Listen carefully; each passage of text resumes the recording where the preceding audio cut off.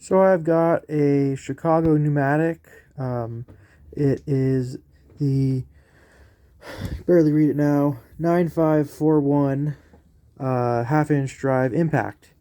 Currently I have the front end taken off as it is not working.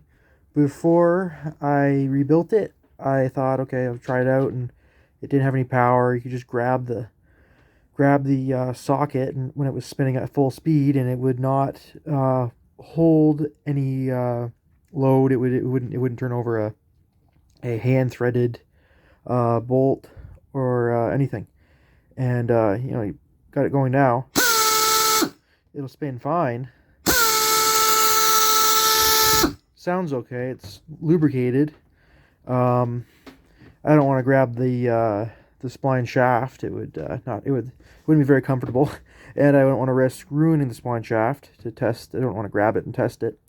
But when I do put the anvil on, I can grab it still with just my hand, and it still lacks power, even though I bought the Chicago Pneumatic kit that came with the new fins for the motor, the air motor, and the bearings are fine. I just cleaned and greased them.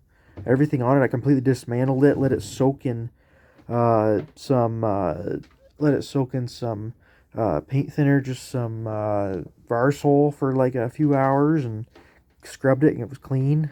I tried to repaint it. I just had some spray paint, didn't work too well. Just came off. But it still lacks power after being rebuilt. I don't know what parts are possible for replacement, or what parts after being so damaged are not worth replacing and just say, hey, get a new gun. I don't know what parts there are that can be replaced and how much they are. Would love some information on that. If someone would like to contact me through email or send a comment on the video just to let me know, I'll then show what it is, how much power it lacks when it does have the anvil. Okay, now here it is fully assembled. I just put the old anvil on. It's damaged, but it still is in exact same condition as the other one, other than the end where the socket locks on. Like, everything on it looks okay for someone who is not a professional air tool builder or rebuilder. Everything looked okay. I don't know how much damage internally if it would affect its performance. Everything looked okay to me, but I don't have that knowledge to how small of a nick or scratch could affect it substantially. But I'll prop it up and I'll just show you here.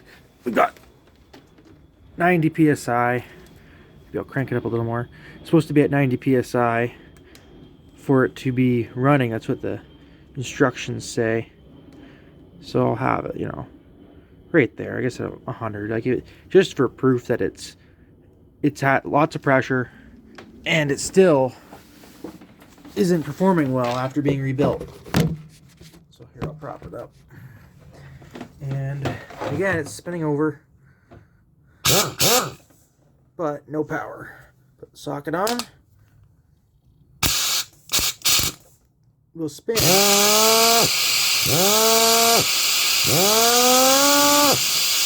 But I can grab it. Put it in reverse.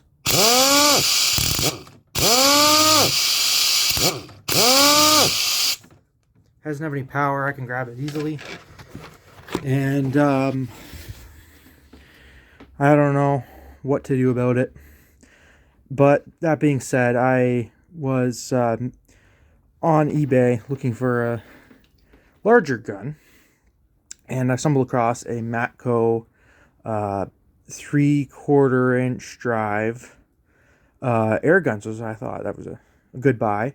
Turned out that it was mislabeled, and it's actually a 1/2 inch drive. But the guy gave me a discount. He said sorry, and gave me a $20 discount. Give me $20 off. So I have this Matco MT125 8A, I believe, which is used, but works great. It's got lots of power and great torque. So I'll just show you an example. I'm running it on the same airline, and it's got tons of power.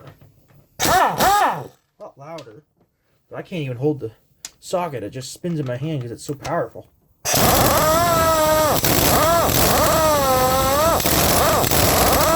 Like, it'll ratchet and then it'll get it moving again. It's got lots of power.